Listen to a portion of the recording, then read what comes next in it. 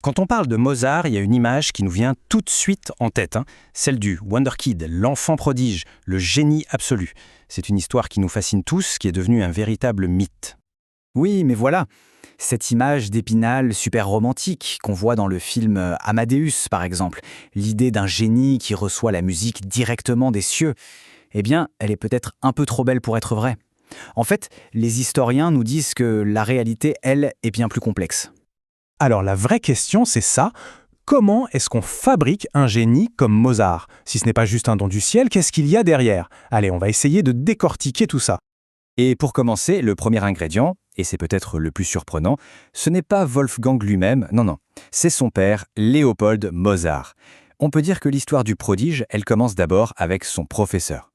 On a souvent cette image de Léopold, un peu comme un musicien raté, jaloux de son fils. Mais en réalité, c'était tout le contraire. C'était une sommité, l'un des plus grands pédagogues de son temps. Figurez-vous que l'année même de la naissance de Wolfgang, il a sorti un manuel de violon qui est devenu la référence dans toute l'Europe. Et c'est cette méthode, super rigoureuse, super pensée, qu'il a appliquée à son fils dès le berceau. Et attention, Léopold, ce n'était pas juste un père qui poussait son fils. Pour lui, c'était une mission quasi divine. Il était persuadé que son fils était un miracle. Du coup, la maison familiale des Mozart, c'était plus vraiment une maison, c'était devenu une sorte de conservatoire de très très haut niveau, entièrement tourné vers la fabrication de ce génie. Bon, évidemment, un projet aussi ambitieux, ça ne marche que si on a la bonne matière première. Léopold avait beau être un architecte de génie, il lui fallait un élève exceptionnel. Et cet élève, c'était Wolfgang. Alors, regardons d'un peu plus près les dons incroyables avec lesquels il est né.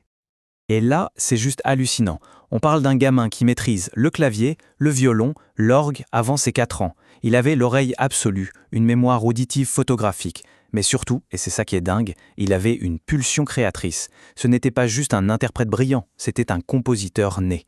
D'ailleurs, sa mémoire a donné lieu à une anecdote assez folle. Imaginez la scène. Il a 14 ans, il est à Rome, au Vatican. Il entend une seule fois le fameux Miserere d'Allegri. C'est une œuvre super complexe et surtout, la partition est secrète. Le Vatican interdisait de la copier sous peine d'excommunication, rien que ça. Eh bien Mozart, il rentre à son auberge et il réécrit tout de mémoire, sans une seule erreur. C'est pas juste de la mémoire, là c'est qu'il a compris la structure même de la musique. Le pape, au lieu de l'excommunier, a été tellement bluffé qu'il l'a fait chevalier. Ok, donc on a le père architecte et on a le talent brut. Mais ça ne suffit pas. Il manquait un troisième élément, absolument essentiel, le monde. Il fallait plonger ce jeune génie dans le bas musical de l'Europe entière. Et quand on dit plonger, le mot est faible.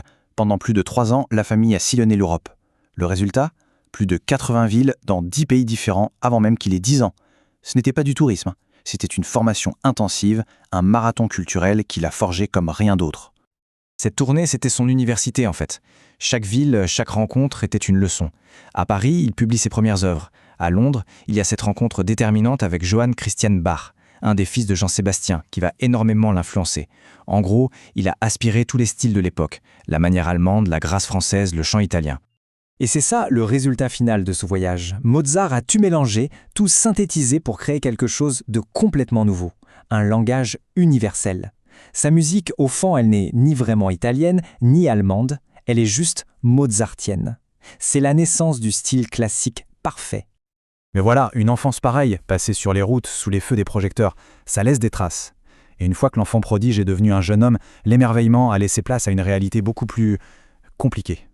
Le décalage est brutal. L'enfant qui était reçu par les rois et les reines se retrouve adulte à galérer pour trouver un poste stable.